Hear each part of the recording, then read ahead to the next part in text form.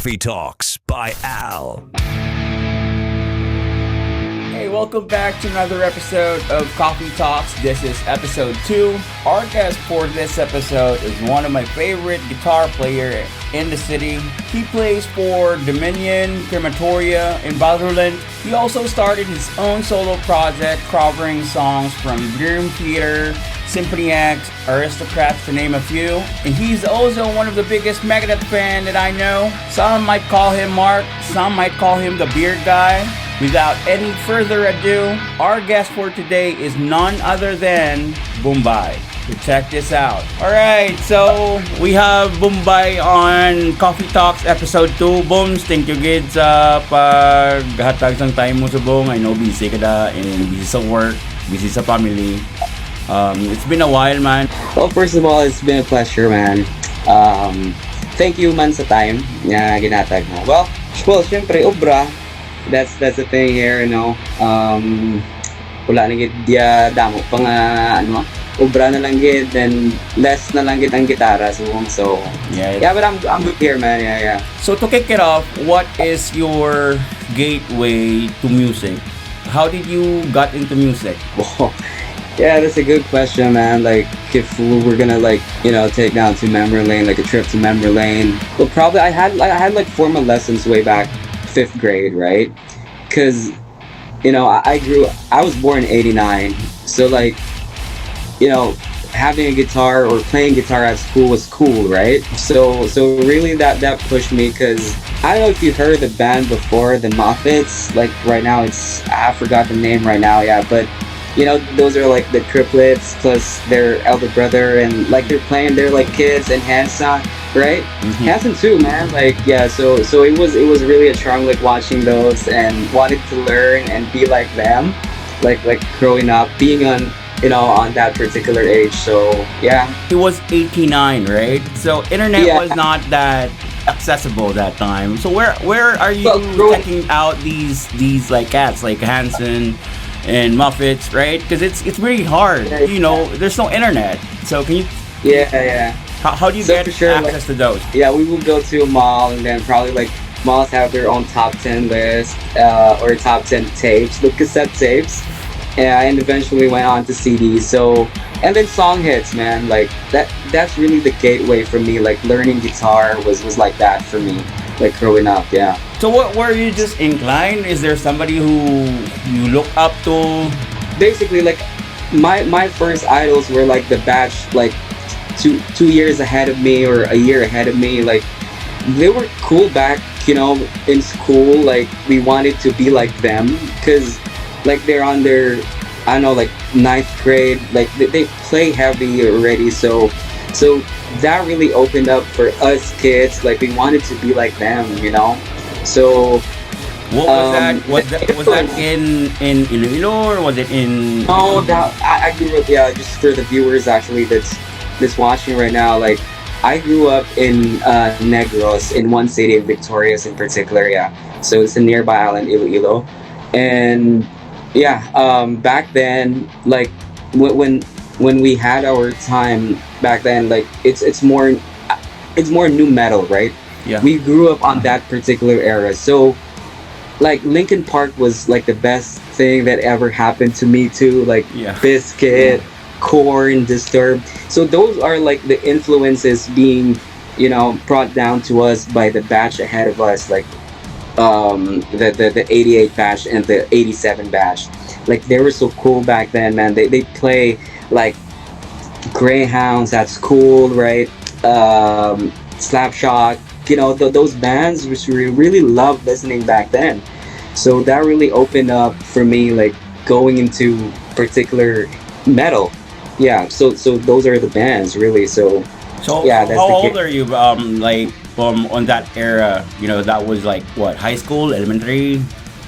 Like what I said, I did formal lessons when I was in the 5th grade, and we have a recital at the end, of the summer.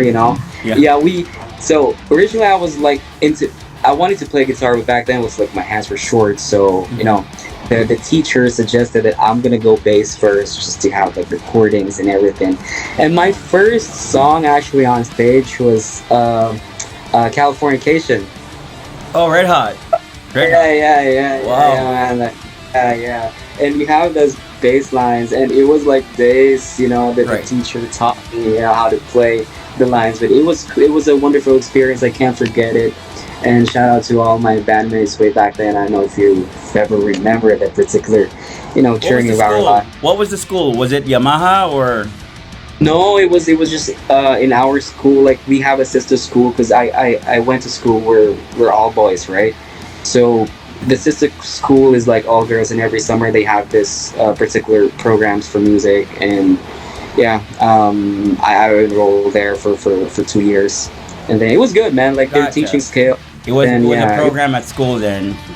yeah. Shout out Gotcha. to Sir Jagong Tolentino. Like he was the guy that really taught us how to play. Like that's the Right. gateway, man. Right. Yeah, yeah. And can you still remember your first guitar? Oh yeah, for sure, man. Like I have it tattooed here. Yeah, I have a Fender, man. Like it Oh, was, yeah. I had it for like I had it like sixth grade. Yeah, it was a gift given to me by mom. So it was a MIJ Fender, and it really looks like one of those Ingve signature, but it was not an Ingve. So it was, yeah. I can't forget a guitar, man. When it comes to band, like probably eighth grade, man. The second year in the Philippines, yeah, right? second year high school. Yeah, second year. Yeah. That's the time. Like, and then you know, like us starting back then, we had some great helps from our older brothers at school. Like, shout out to Jim Hormilosa. Those guys, Brian Cardinal, Jan Eric Acevedo. Those guys really taught us. Like we played Green Day back in the day. Yeah. So it's like, yeah, the chord progression is like the same. So yeah, Yeah. we enjoy that, man. We enjoy that. Yeah, that was like the punk and the new metal era going Yeah, up, right? yeah. We back then we can't play new metal. We can't play those slap rock back in the day because really we can't really get a drummer that can play that during that time. Yeah. But eventually our drummer can play it when you did play that. When we were like in the fourth year, 10th grade. You finished high school in Victoria's? Yeah, I did. Okay, so that part of your musical journey was on the other side of the island. Island. Yeah, right. Yeah. Where Yeah. where you started, your first guitar, your first band. Because we known each other during college days now, right? So moving forward. Yeah. So I moved to Iloilo, you can tell me yeah, about for what's your transition because you're from Bacolod, Victorias, going to Iloilo. You're new in Iloilo. So I'm just interested on the story on how you got into the metal scene here or Yeah. in music. Going to Yeah. college from high school, right? Well, I'll be happy to share that to all the viewers too. Like some of those like know me already, and well, I went to Central Philippine University CPU, right? So it is like definitely like when it comes to new metal scene, the product CPU had back then was like top notch, man. So I went there. So I didn't know anyone, right? But prior to that, like because it was summer, I went to Iloilo, right? So in our neighborhood, like we have a group of friends, so we play guitar most of the time, right? So like shout out to Doc, Jill, like he introduced me to his cousins, who happened to play bass in a new metal band there in Iloilo, and to his cousin too, who is a monster shredder, the name of Jops Agustin, Oh, yeah. you know that guy, right? Oh my goodness, like that man, right? Yeah. So like he introduced me to them, and I was like already have like a picture in my mind what is the scene here in Iloilo, right, during that time. So fast forward first semester, I met Pops or Michel Ganson, that guy. Yeah. He was already advanced when it comes to music because he read notes, right? So and he already has a band, so he's already playing bass for, I think, I actually forgot the name, but they play like most Sepultura, Ectomorph, those stuff. They're a little Was bit it with heavy. McCoy? Was it with McCoy? No, not yet. It was early days. RN who happened to be our bandmate, I forgot the name actually. Syncretus, yeah, Syncretus. Yeah, that's the name Oh of the yeah, band. got it. Yeah, so that's the name of the band. Yeah. They're very good. And yeah, so like we talk about music. He introduced me to like Pantera, Metallica, Megadeth, Lamb of God. He was the guy who really like opened up a new gate for me, right? Because I was like in the new metal and then transitioned to like college. I was into Mr. Big and few Dream Theaters, you know, just a few. Not yet. I haven't dig down to the prog yet. So, and then yeah, he introduced me to this band called Children's Playground. So they play new metal. Their bassist is on leave during that time. So they told me, you play bass too, right? So I was like, yeah, I can play bass, yeah, but I'm more of a guitar player during that time now. So it was like, yeah, I do have like a another band, a friend of mine, that they need a bassist. So can you play? And I was like, yeah. So back then it was cell phone, right? So we met at DePaul College. So they're from Barangay Bacau, right? Yeah. So there's a shortcut there in DePaul. I didn't know that you play bass for Children's Playground. Yeah, I did, man. A lot of gigs, actually. Yeah, a lot of gigs. We've been friends for a while, but I didn't know that. Oh my god. Yeah. Well, we haven't talked about it. Yeah, that's why me and Jovic were like really, really friends, because we'll get to know. He's one of the gateway that I knew a lot of guitarists in Iloilo too. So moving forward, so I play bass for them. We play some Manson, we play Cold Chamber, those stuff that they do. Yeah. And then after that, so our practice venue was like Yamaha Music in SM City, because Jovi used to work there, right? Yeah. So I'd go there every afternoon. It happened to be the nest of the finer guitarists in Iloilo that has to offer, right? So that's where I knew Luke Los Angeles. Oh yeah, bass player, Luke, right? fellow bass player. I'm seeing them like Paulo Doliano. Of course, well, Kokoy Montelibano is actually a great shredder during his prime days before he got injured, man. Like he was that something like that. The picking and the alternate picking is really tight back then. Mark Cambas, those guys were there. Russell Halbuena, shout out to Russell, man.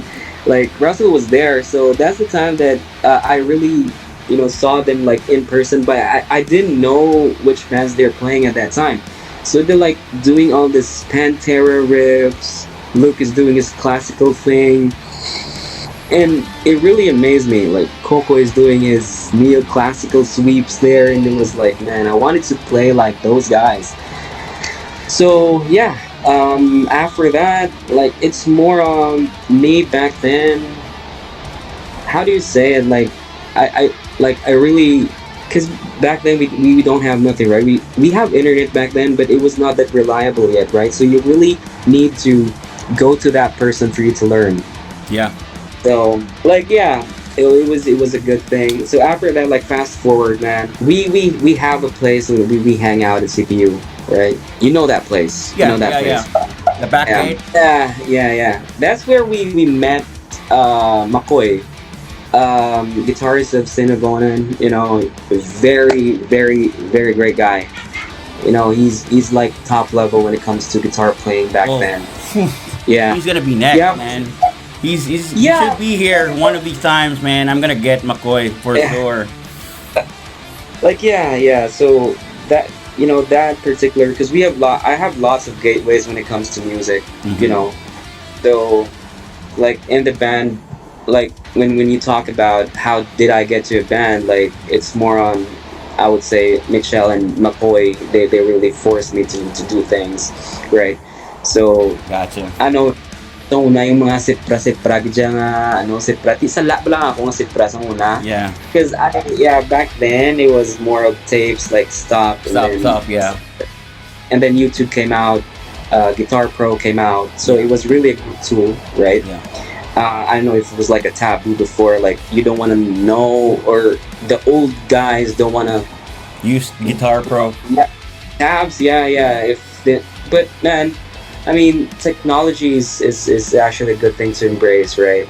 Yeah, So I totally you agree with you. Practicality wise, those are tools. It's still on your yeah, fingers. It's still you, man. I don't, yeah, you yeah. know, it doesn't, For me, for me, yeah, that's yeah. my For point me, of view. I don't have any issues with guys using tabs. I only have issues with guys that I know that they're using tabs, but they're not admitting that they're using tabs. I Yeah. mean, come on, it's time for you guys to come out in your shell. Like, tell them you're using There's tabs. nothing You're wrong with using that. There's nothing wrong nothing with wrong that. with that. But actually, it was like a mortal sin, right? Yeah. So we're in this world that we wanted acceptance from our, Yeah. seniors, right? Yeah, before we move forward, I just want to tell a story because the next segment or the next question is correlated to this. The first time I've seen you guys. So, Yeah. I don't know if you remember this. Was it, there's some event in CPU? I think it was a battle of the band or just a gig inside the school. So went in there, gate crashed on CPU. And For then, sure, you guys are gate crashers, man. Yeah. All of you, like, yeah. yeah, so we gate crashed on Brother. that. Yeah. Like, I don't know if it was Battle of the Bands or was it just a gig. But you guys are the next band setting up. And I was like, okay, I'm waiting for you guys to start. First time I've heard Lamb of God live. I was a fan of Lamb of God already. I haven't heard bands who can play that caliber, that cleanliness of Lamb of God live. And you guys were just Because like, McCoy was the guy. McCoy was the guy back then. I mean, those riffs. I mean, McCoy can riff for days back then, man. Those are like, for me back then, it was like more technical for me to play those. But McCoy, it's nothing for him. Like, you know that, right? yeah. Yeah. Yeah, when that I guy. heard that, it blown my mind, and I was like, I need to reach out to these guys and be friends with them.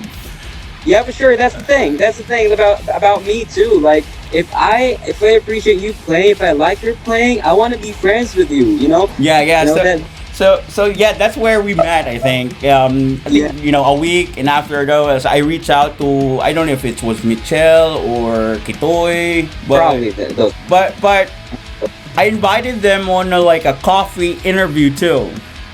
Mm-hmm. Yeah. I think it was a coffee shop near Ocean City. Yeah, you guys are doing stuff in San Agustin before, like for the movement, actually, Yeah, right? there's already a Like- push on the metal scene, sort of. It was actually a continuation of the Mind Art effort in terms of the metal scene. Because Shout out Mind to those Art, guys, shout man. out to Mind Art, they are the pillars of the metal scene. When I was going to college, they're already there, right? Yeah. They're already there. So they kind of like laid low that moment when I started, first year of college, I think. So now there's this movement in San Agustin, Grindhouse Productions. It wasn't really Grindhouse yet. There was just like this camaraderie of metal bands in San Agustin and Interface. So Yeah, I invited I think Joey Kitoy. Who's their bassist? The big guy too. Do you still remember? Alex? Was it Alex? No, Doc out. It was No, not not Doc. It was Alex too. Oh It yeah, was Alex. Yeah, Alex. Yeah, Alex, the big guy. Right? Yeah. When I first saw those nursing dudes, man, like they're on a different level too. When I first saw Kurtz, Kitoy, Yeah, shout out Kitoy. to you, man. They're on a different level. And Alex, Doc Alex, as what Ivan mentioned, the one that gave him is a gem. Yeah. Doc Alex. He gave me his Rhodes too, man. That dude is amazing, man. Doc Alex, yeah. So he was already sweeping those Ingve sweeps back then. He's a product of Kirel Tolentino. Yeah. Yeah, shout out to Kirel, yeah.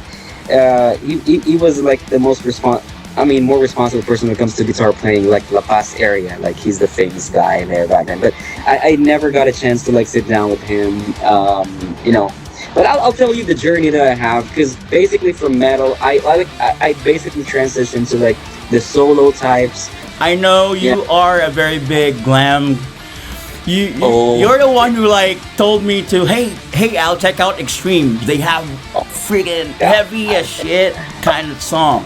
And I checked it out. So talk about glam though, before we move forward with the solo stuff. Glam was like, Mr. Big really opened it up for me. Like I thought, like when I first saw my batchmate back then played Green Tinted, like oh my god, what is that thing that he's doing with the tapping? And yeah, like when we try out, like we had a glam band before, like Doc Jill, me, RM, Mitchell. Yeah, we played Skid Row, Dream Theater, Sabotage. Those Mr. Big. Yeah, so we played those stuff. So yeah, it was for me, like glam is always a special place in my heart. Like the music, the groove, probably the lifestyle that they had too. If you watch those movies, it was the best. So basically, like, Mr. Big, Skid Row, Poison, those bands, they're really a huge influence in my playing too.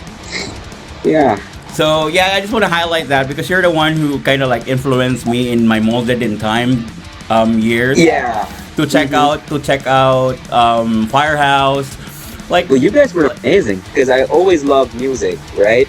So I loved back then when I was like high school, Eagles, those stuff. So always Santana, I always listen to those stuff. So that's the difference for me because I very much love music. So I listen to all of the stuff out there. That's why I thank you guys. That's why I thank you guys, you and Mitchell, because of I saw the flexibility of your playing and your thought process on what music is good back then. Sure, kind of like shaped my understanding of the landscape of music as well. Because I thought, glam was just ballads, right? I didn't know that those bands produce very heavy shit, kind of like music, right? So, so that's the thing. Okay, moving forward, I just want to throw that out on your glam area because that you had impact. So somehow impacted my glam era as well. You're one of the guys that really catch that. You were great, man. Back then, you had your glam band. Yeah, you guys were great. Like, thanks, man. I appreciate it, man. Coming from you. So, okay, moving forward. I know you are, I think, the biggest Megadeth fan. Oh yeah. That I know. 100%. So let's talk about that, because that's a good topic to talk about. Yeah, for sure. Like, oh my god, like Dave Mustaine was like my god in college, right? So it was all Mustaine for me. And a little, you guys know that my firstborn, I named him after Dave too, So he's Mustaine. So like, oh my god, the aggression, maybe the attitude of Mustaine really got me into Megadeth. Plus, during that time, I was more into solos, right? I wanted to have those tricky solos, So Friedman was like an absolute legend. So basically, Rust in Peace album, Countdown to Extinction, Euthanasia, like Sound Trip all day, every day, weeks, months. That's it. Like, yeah. Trust me, man. Like, the reason why this is a fun fact too. Like, right now, I appreciate Metallica, right? But back then, man, I don't fuck with those dudes too. Like, I hated them because I'll Megadeth, man. Like, yeah. If the next track would be like Ride the Lightning, it's gonna be an auto skip for me. So yeah, up to that point. Plus, Dedrick Abad actually more introduced me, deeper parts of Megadeth because he was the guy too, like our old dude. Yeah. Back then, like, introduce us to the deeper part of thrash metal, man, because his vocabulary, man, was just insane. Like, yeah. Totally 100%. So that was the thrash metal days for you, and I know you are a big Megadeth fan. You even name your firstborn after, up to this day, man. Yeah. Megadeth. So I still suck at playing solos for Megadeth, man, to tell you the truth. Oh, dude, this is their last year. You know that? Yeah. This is the last year. 2025. I have a pretty good guitarist right now replacing Pico, and I'm still, fucking with those guys. I still dig with them. So, we'll see if we'll have the opportunity, if they will perform here. I'm gonna go, man. You should, man, because maybe that's the last one, right? Yeah, for sure. Yeah. Cool. So after Crash, I know you also have your death metal phase, because I know you played for Crematoria, Dominion, in Valorant. Yeah. Can you tell me, a bit of a short story around that? Yeah, I was the guy really not into death metal, to tell you the truth. Yeah, because I'm more into thrash metal. I'm more Megadeth, right? And then there comes a point wherein, like, McCoy really influences a lot of death metal, from Carcass, Dying Fetus, every death metal, D side, those guys. So I need to fit in too, because we don't have any thrash metal bands out there back then, because it was like pure death metal that we do. Like there was a point, right? Yeah, for me, Mongrel Blood is the pure thrash metal from Iloilo City that started the roots of thrash metal. So, but that's Sacrament. it. We got Mongrel Blood, right? Sacrament too. Who?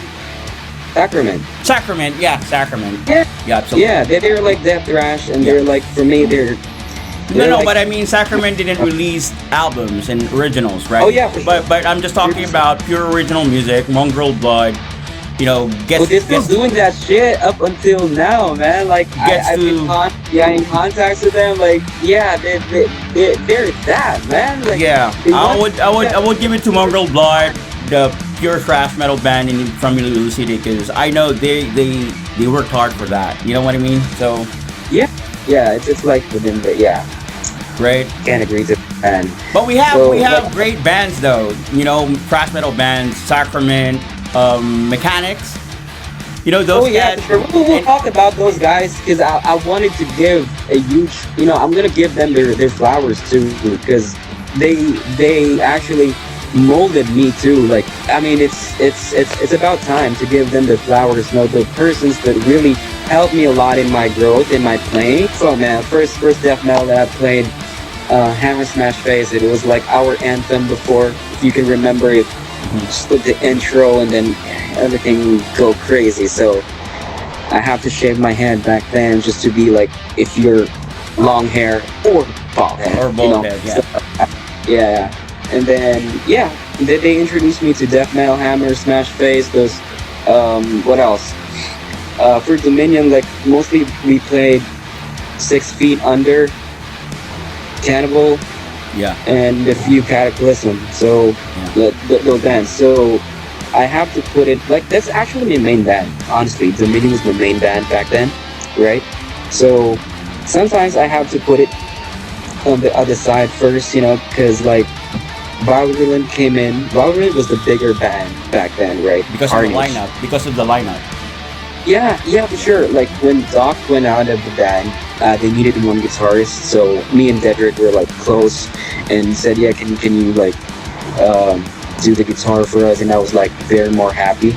Main reason was like Russell Halbuena was one of the guys that I looked up to, during his Four Horsemen days. Like, as I've said, I always wanted to play like those guys. One of the best guys that ever to do it in our place, man. So it was an opportunity. He molded me too, man. Like the aggression, the down pick, the everything, like the attitude in stage. Like he's that guy that taught me, like that image. Because if you're a death metal back then, you have to be, I don't know, like the term maybe angry all the time. For me, it was my angry years. I was young, man. But it was, yeah, man. But it was a complete opposite of my personality. If guys didn't know me, it was a complete opposite of my personality. Because I'm an asshole, man. Yeah, you know that. Yeah, I'm a complete asshole back then. So like sometimes you have to do it. For the crowd back then. Yeah, we have a few fan bases back then in Grand House. It was a good thing that it happened, man, until it lasts. I really appreciate that. Talk about one more band though, Crematoria, because I know you played with Crematoria with the Salubio Brothers. Salubio Brothers, man. Yeah. Salubio Brothers, shout out to you, Johan, Pierre, Barcelona. Shout out to you guys. Like, so during that time, like they were already like an established thrash metal band, right? They played Creator. They play really good. Like Julian was one of our best players, right? He is. Especially, probably he's the best in improvising before, I tell you that. Like, and then he, like, we because, we're already a circle back then. We talked about it. So, hey, arch enemy. Arch enemy is good, right? Two lead guitar players, right? Yeah. Me and him would complement each other. It worked out, man. Like the harmony was there. You know, the chemistry was there. That was a solid lineup, man. Yeah, first practice, it was. Oh my god, it was there. We played Burning Angel. We played Ravenous. Yeah, we played a few Crater in the originals too, man. Like, it was great, man. Like, Buji, Jihad Salibio, you know, shout out to you, man. He's based in Toronto now with his brother, and Buji has a band in Toronto, more technical death metal. But yeah, he's very, very good, man. He's very good. Solid friend of mine too. So yeah, to wrap it up, like those days were really good, you know. Especially my guitar playing during that time really went from here to here, right? Because of the riffs of death metal, man. Like you were forced to improve. Yeah, unconventional riffs so that you don't really see in Megadeth. You don't really see it. Yeah, for some Megadeth maybe you don't see it regular on the 4/4, right? Because for those guys who don't understand what really death metal is, sometimes it is so difficult to play because of the speed that you need to put in on your right fingers, and you have to match it with the blasts, you know. Yeah. So back then we were blessed with our great drummers. Great drummers, right? Yes. Yes. Paul, Peter Paul, Joey, you know, those guys, Bombay, those guys, man. Who else? Jan. Yeah, those guys, they really went up to the challenge too. And I think it opened up, they're the reasons why the death metal scene blew up back then. Because they're the one can just, you know, it's hard being a drummer on a death metal band. Yeah, for sure. Like, I mean, for drummers, man, you don't have tabs, right? Yeah. Like us, I mean, like the gig will be on Friday, right? And hey, we were gonna play this on Friday, and I was like, fuck, I haven't heard that song. I'm just gonna check the song for, you know, a couple of minutes and then do the tab. I was really good at reading tab. I don't know. Like some dudes would tell me like, what the fuck, man? Or are you like posting almost every day? And I was like, maybe it's like very easy for me. I don't know why. Yeah. Like. Yeah. I don't know. It's very easy for me. Yeah. So that's the death metal phase of Bombay, right? And to transition to your current project now, which your solo project, did the death metal phase help you transition, or because you have to be skilled for you to do your current project? For sure. Right. For sure, man. It's not a joke. Like. Can you talk about that? Yeah. I mean, for those who doesn't know, like when I was like listening to like Megadeth, I like to listen to other prog band during that time, right? Dream Theater, Symphony X, you know, probably like my favorite prog band.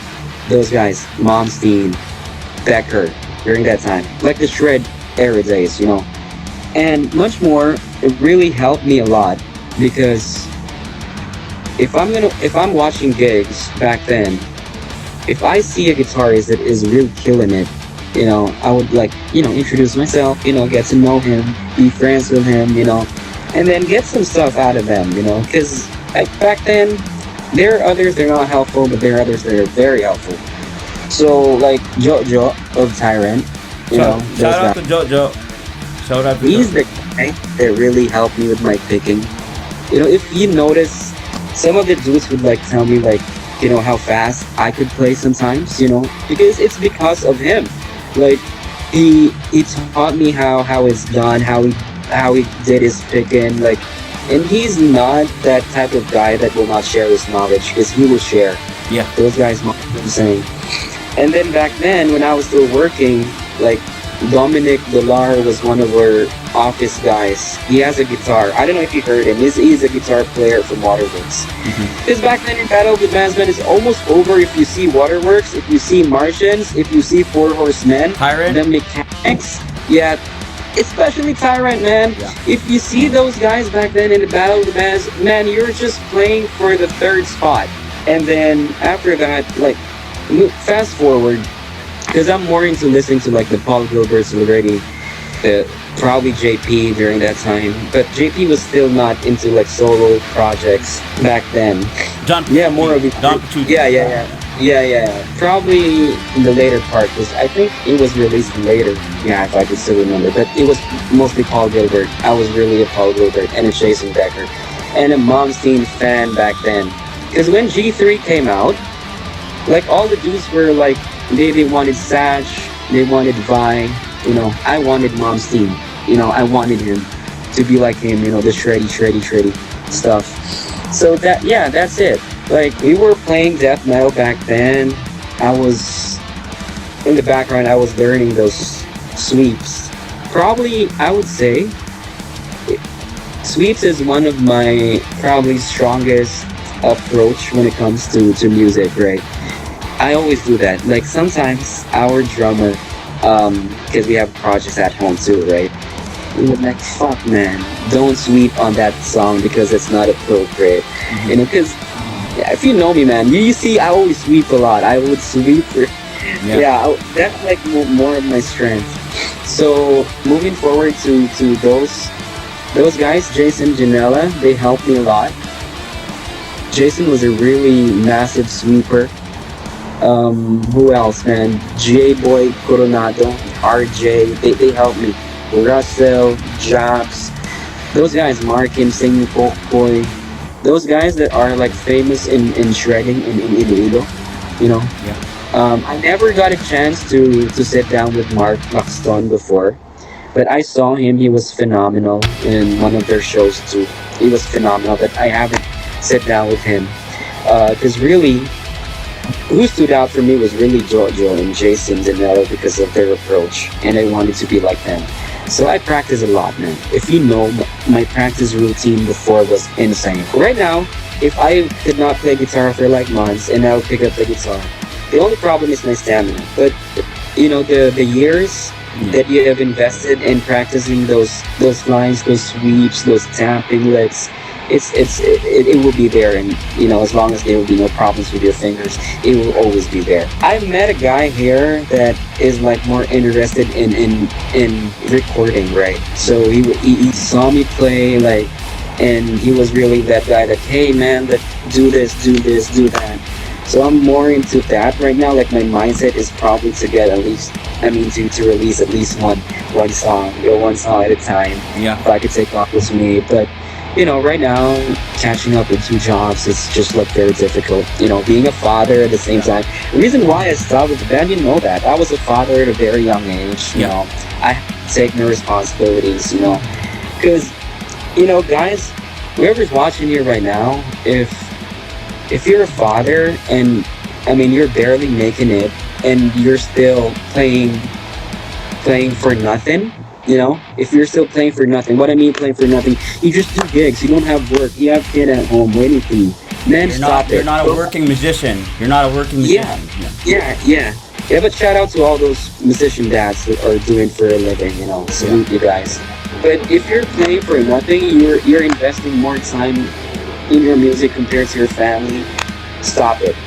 I tell you that. It will be no good. I mean, at first, because I was too young, I tried to fight over it, like, because I really wanted to play more during that time, because there are like opportunities. Servorum was like one of the top death metal bands in the country, and that time I think one guitar player is out for, you know, I'll be a replacement.